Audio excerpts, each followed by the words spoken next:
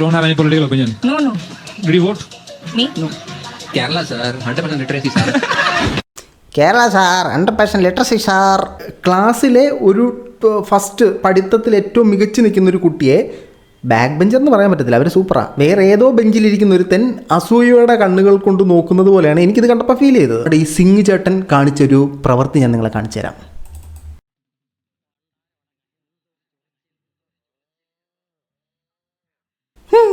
Literacy sir 75% literacy sir, അതാണ് ഈ കാണിച്ചു വെച്ചതവൻ. ഇതിൽ നിന്ന് നമ്മൾ മനസ്സിലാക്കേണ്ട സാധനം എന്തെന്നറിയോ? നമ്മൾ എതിരെ കൂടെങ്കിലും വിട്ട സാധനവും സോഷ്യൽ മീഡിയയിൽ ഇട്ട സൂത്രവും തിരിച്ചെടുക്കാൻ പറ്റത്തില്ല. അത് പാമ്പായിട്ട് നമ്മുടെ മുമ്പിൽ തിരിച്ചു വരും. ചോദ്യത്തിലേക്ക് വരാം. കറക്റ്റായിട്ടുള്ള മാത്തമാറ്റിക്സ് നമ്മൾ പറയുകയാണെങ്കിൽ നിൻ്റെ രാഷ്ട്രീയ ചായ്വ് എന്താണ്? നീ വോട്ട് ചെയ്യുമോ? നീ വോട്ട് ചെയ്യത്തില്ലെന്ന് പറഞ്ഞപ്പോഴല്ലേ ലിറ്ററസി ഷാർ 100% ലിറ്ററസി ഷാർ എന്നൊക്കെ പറഞ്ഞുകൊണ്ട് വന്നത്. നമ്മൾ വോട്ട് ചെയ്ത പേഴ്സൻറ്റേജ് നോക്കുകയാണെങ്കിൽ കഴിഞ്ഞ ഇലക്ഷൻ, അതായത് കഴിഞ്ഞ ലോക്സഭാ ഇലക്ഷൻ നമ്മളെടുത്ത് നോക്കുകയാണെങ്കിൽ 71.27% കേരളത്തിലെ ജനങ്ങൾ ലോക്സഭാ ഇലക്ഷന് വോട്ട് ചെയ്തിരിക്കുന്നത്. ഇനി എൻ്റെ പഞ്ചാബിലേക്ക് വന്നു കഴിഞ്ഞാൽ 62.80% എൻ്റെ പഞ്ചാബിലുള്ളവർ വോട്ട് ചെയ്തേക്കുന്നത്. അപ്പോൾ ഇവിടെ ഉള്ളവരെക്കാട്ടിലും പൊളിറ്റിക്കൽ നോളജും വോട്ട് ചെയ്യണമെന്നുള്ള ബോധവും നിങ്ങളുടെ സംസ്ഥാനത്തുള്ളവർക്ക് കുറവാണ് പ്രിയ മിത്രമേ. അത്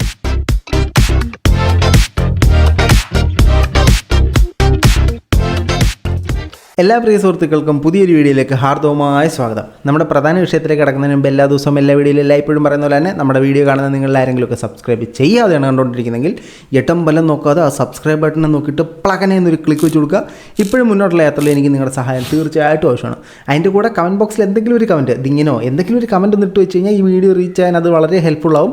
അപ്പോൾ ജാടയില്ലാത്തവർ ഒന്ന് ഹെൽപ്പ് ചെയ്തേക്കണേ. ഞാനിങ്ങനെ പറഞ്ഞ് കമൻറ്റ് ഇട്ട എല്ലാവർക്കും പ്രത്യേകമായി നന്ദി ഈ സാഹചര്യത്തിൽ അറിയിക്കുന്നു. അപ്പോൾ നമുക്ക് നേരെ നമ്മളുടെ വിഷയത്തിലേക്ക് കിടക്കാം. നമ്മുടെ വിഷയം എന്ന് പറഞ്ഞാൽ, ഞാൻ ഇൻസ്റ്റാഗ്രാം സ്ക്രോൾ ചെയ്യുമ്പോഴത്തേനും നിങ്ങളെല്ലാം അറിഞ്ഞിട്ടുണ്ടാവും, പാജി എന്ന് പറയുന്നൊരുത്തൻ കേരളത്തിലുള്ള എല്ലാവരെയും അപമാനിച്ചു ഒരു കൊച്ചിനെ വെച്ച് വലിച്ചു കീറിയ സാധനം. അത് ഞാൻ ചെയ്യണ്ടെന്ന് വിചാരിച്ചപ്പോൾ ഇൻസ്റ്റാഗ്രാമിൽ ഈ കിണാപ്പ് മാത്രമേ എനിക്ക് വരുന്നുള്ളൂ. എന്നാൽ പിന്നെ ചെയ്തേക്കാമെന്ന് വിചാരിച്ചു. എന്തായാലും ഇത്രയൊക്കെ ആയില്ലേ. അപ്പോൾ അതിലേക്ക് നമ്മൾ കടക്കുന്നതിന് മുമ്പേ യുവരാജ് സിംഗിനെ എനിക്ക് ഭയങ്കര ഇഷ്ടമായതുകൊണ്ട് മാത്രം നിന്നെ ഒരു മര്യാദക്കായി ഞാൻ പറയത്തുള്ളൂ. യുവരാജ് നിന്നെ രക്ഷിച്ചു നീ ചിന്തിച്ചാൽ മതി. ശരി, സംഭവം അറിയാത്തവർക്ക് വേണ്ടി ഞാൻ പറയാം. നമ്മുടെ ഇന്ത്യയിലൊരു വലിയ യൂട്യൂബർ, ഈ ചേട്ടൻ ഒരു ഷോ നടത്തുന്നുണ്ടായിരുന്നു. ആ ഷോയിൽ കേരളത്തിൽ നിന്നൊരു പെൺകുട്ടി അറ്റൻഡ് ചെയ്തു. പലതരത്തിലുള്ള ടാലൻറ്റുകൾ കാണിക്കുന്നൊരു ഷോ ആണ്. ആ ഷോയിൽ വെച്ചിട്ട് ഈ പെൺകുട്ടിയുടെ വന്നു, ഈ പെൺകുട്ടി കേരളത്തിൽ നിന്നാന്ന് പറഞ്ഞു. കേരളത്തിൽ നിന്നാന്ന് പറഞ്ഞപ്പോഴത്തേനും ആ ചേട്ടൻ ഈ കൊച്ചിനെ ഒന്ന് അപമാനിച്ച് അവഹേളിച്ചങ്ങ് വിട്ട്. നമുക്ക് ആ സാധനം തന്നെ ആദ്യം കാണാം. Kerala? Yes. So, Paul William, what's your political leaning? Political leaning? I don't watch politics. You don't have any political opinion. No. Did you vote? Me? No. Kerala, sir. 100% literacy, sir. Kerala sir 100% literacy sir. അപ്പോൾ ഇതാണ് സംഭവം. നമ്മളുടെ കേരളത്തിലുള്ളവരുടെ സാക്ഷരത വെച്ചിട്ട് ചേട്ടനൊന്ന് trolley. എൻ്റെ പൊന്നി ചേട്ടാ, മുജെ ഹിന്ദി നൈ മാലു, അതുകൊണ്ട് നിനക്കിത് വേണമെന്നുണ്ടെങ്കിൽ നീ എവിടെയെങ്കിലും കൊണ്ട് തർജ്ജമ ചെയ്തെടുത്തോ. ഞാൻ പറയുന്ന സാധനങ്ങൾ നീ എന്നെ കാണുവാണെങ്കിൽ. സംഭവം ഇത്രേ ഉള്ളൂ. എനിക്കിത് കണ്ടപ്പോൾ മനസ്സിലായത്, ക്ലാസ്സിലെ ഒരു ഫസ്റ്റ് പഠിത്തത്തിൽ ഏറ്റവും മികച്ചു നിൽക്കുന്നൊരു കുട്ടിയെ ബാക്ക് ബെഞ്ചർ എന്ന് പറയാൻ പറ്റത്തില്ല, അവർ സൂപ്പറാണ്. വേറെ ഏതോ ബെഞ്ചിലിരിക്കുന്ന ഒരുത്തൻ അസൂയയുടെ കണ്ണുകൾ കൊണ്ട് നോക്കുന്നത് പോലെയാണ് എനിക്കിത് കണ്ടപ്പോൾ ഫീൽ ചെയ്തത്. അപ്പോൾ ഇതിനകത്ത് ആദ്യത്തെ ചോദ്യം, വാട്ട് ഈസ് പൊളിറ്റിക്കൽ എന്താ കണ്ടൊരു സാധനം എന്നാണ് ചോദിക്കുന്നത്. അതിൻ്റെ അർത്ഥം എന്ന് പറഞ്ഞാൽ നിങ്ങളുടെ രാഷ്ട്രീയ ചായ്വ് എന്താണെന്നാണ് ധവൻ ചോദിച്ചത്. അതായത് നമ്മളിവിടെ കമ്മ്യൂണിസമാണല്ലോ, അപ്പോൾ കമ്മ്യൂണിസം പറയുമ്പോഴത്തേനും ഒന്ന് ഊക്കാവെന്നാണ് ചേട്ടൻ വിചാരിച്ചത്.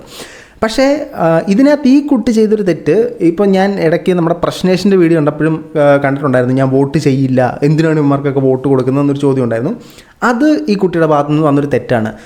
വോട്ട് ചെയ്യാതിരിക്കുന്നത് ഒരു വലിയ മേന്മയായിട്ട് പറയരുത്. വോട്ട് ചെയ്യുന്നതാണ് നമ്മുടെ പവർ എന്ന് പറയുന്നത്. ഫോർ എക്സാമ്പിൾ ഞാൻ സിമ്പിളായിട്ട് പറഞ്ഞുതരാം. നിങ്ങളിപ്പോൾ എല്ലാവരും ചിന്തിക്കില്ല എന്തിനാണ് ഇവന്മാർക്കൊക്കെ വോട്ട് കൊടുക്കുന്നത്.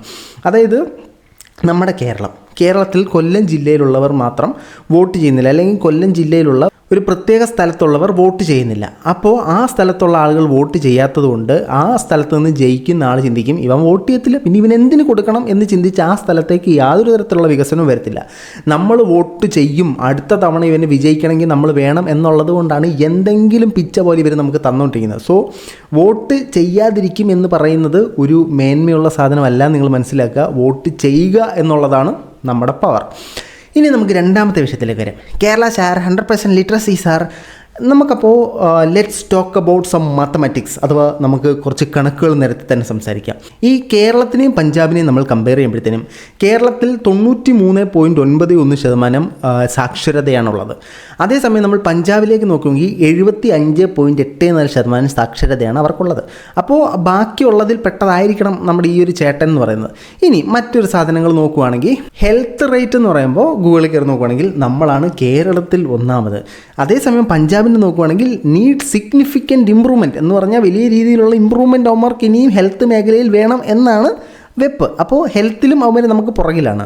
ഇനി ദാരിദ്ര്യത്തിലുള്ള ആളുകളുടെ കണക്ക് നമ്മൾ നോക്കുകയാണെങ്കിൽ 0.48% ആണ് കേരളത്തിൽ ദരിദ്രരായിട്ടുള്ള ആളുകൾ. അപ്പോൾ ഞാൻ അതിനകത്തുള്ളതെന്ന് തോന്നുന്നല്ലേ. ഈ വീഡിയോ കാണുന്ന നിങ്ങൾ എത്ര പേര് ഈ ദരിദ്രരേക്ക് താഴെയുള്ളവരാണെന്ന് കമൻറ്റ് ചെയ്യണേ. ഇനി അതുപോലെ തന്നെ പഞ്ചാബിന് നോക്കുകയാണെങ്കിൽ 4.35% ആണ് അവരുടെ പോവർട്ടി റേറ്റ് എന്ന് പറയുന്നത്. അപ്പോൾ അതിലും അവർ നമ്മളെക്കാട്ടും മ്ലേച്ഛരാണ്. ഇനി നമുക്ക് ഈ ചേട്ടൻ ചോദിച്ച ചോദ്യത്തിലേക്ക് വരാം. കറക്റ്റായിട്ടുള്ള മാത്തമാറ്റിക്സ് നമ്മൾ പറയുകയാണെങ്കിൽ നിൻ്റെ രാഷ്ട്രീയ ചായ്വ് എന്താണ്, നീ വോട്ട് ചെയ്യുമോ, നീ വോട്ട് ചെയ്യത്തില്ലെന്ന് പറഞ്ഞപ്പോഴല്ലേ ലിറ്ററസി ഷെയർ 100% ലിറ്ററസി ഷെയർ എന്നൊക്കെ പറഞ്ഞുകൊണ്ട് വന്നത്. നമ്മൾ വോട്ട് ചെയ്ത പെർസെൻറ്റേജ് നോക്കുകയാണെങ്കിൽ കഴിഞ്ഞ ഇലക്ഷൻ, അതായത് കഴിഞ്ഞ ലോക്സഭാ ഇലക്ഷൻ നമ്മളെടുത്ത് നോക്കുകയാണെങ്കിൽ 71.27% കേരളത്തിലെ ജനങ്ങൾ ലോക്സഭാ ഇലക്ഷന് വോട്ട് ചെയ്തിരിക്കുന്നത്. ഇനി എൻ്റെ പഞ്ചാബിലേക്ക് വന്നു കഴിഞ്ഞാൽ 62.80% എൻ്റെ പഞ്ചാബിലുള്ളവർ വോട്ട് ചെയ്തേക്കുന്നത്. അപ്പോൾ ഇവിടെ ഉള്ളവരെക്കാട്ടിലും പൊളിറ്റിക്കൽ നോളജും വോട്ട് ചെയ്യണമെന്നുള്ള ബോധവും നിങ്ങളുടെ സംസ്ഥാനത്തുള്ളവർക്ക് കുറവാണ് പ്രിയ മിത്രമേ. അത് താങ്കളൊന്ന് മനസ്സിലാക്കിയേ കൊള്ളാം. അതായത് ചില കാര്യങ്ങളിൽ അവർ നമ്മളെക്കാൾ വലുതാട്ടോ. ഇൻഫ്രാസ്ട്രക്ചറിലൊക്കെ കുറേ കാര്യങ്ങൾ നമുക്ക് വലുതാണ്. ഇത് കമ്പയർ ചെയ്യുമ്പോഴത്തേനും രണ്ട് സ്റ്റേറ്റിനും അവരുടേതായ പ്രത്യേകതകളും മൂല്യ ഉയർച്ചയും മൂല്യ താഴ്ചയും ഒക്കെ ഉണ്ട്. എടേ, ഞങ്ങളുടെ സംസ്ഥാനത്തിനെ ഞങ്ങൾ പലതും പറയും, ഞങ്ങളുടെ ജില്ലകളെ ഞങ്ങൾ പലതും പറയും. ഞങ്ങൾ പണയെന്ന് കേട്ടിട്ട് ഞങ്ങളുടെ സംസ്ഥാനത്തിനെ നീ കയറി പണയാൻ വന്നു കഴിഞ്ഞാൽ ഞങ്ങൾ വെറുതെ ഇരിക്കത്തില്ല. അതുകൊണ്ടാണ് ഇവൻ്റെ കമൻറ്റ് ബോക്സിൽ പോയിട്ട് അറഞ്ചം പുറഞ്ചം നാട്ടുകാർ ചീത്ത വിളിച്ചുകൊണ്ടിരിക്കുന്നത് മലയാളത്തിൽ. അവനിത് കാണുമ്പോഴത്തേനും അവൻ ആലോചിക്കുന്നത് ശിവനെ ഇതെന്തൊരു ഭാഷ എന്നായിരിക്കും അവനത് മനസ്സിലാകുന്നത്. ചേട്ടൻ കുറേയൊക്കെ ട്രാൻസ്ലേറ്ററിൽ തർജ്ജമ ചെയ്ത് നോക്കി കാണുവിടെ. ഇനി നമുക്ക് വീണ്ടും വരുമ്പോഴത്തേനും ഈ 100% സാക്ഷരതയുള്ള വളരെ വിദ്യാസമ്പന്നനായ അറിവിൻ്റെ നിറകുടമായ നമ്മുടെ ഈ സിംഗ് ചേട്ടൻ കാണിച്ചൊരു പ്രവൃത്തി ഞാൻ നിങ്ങളെ കാണിച്ചു തരാം.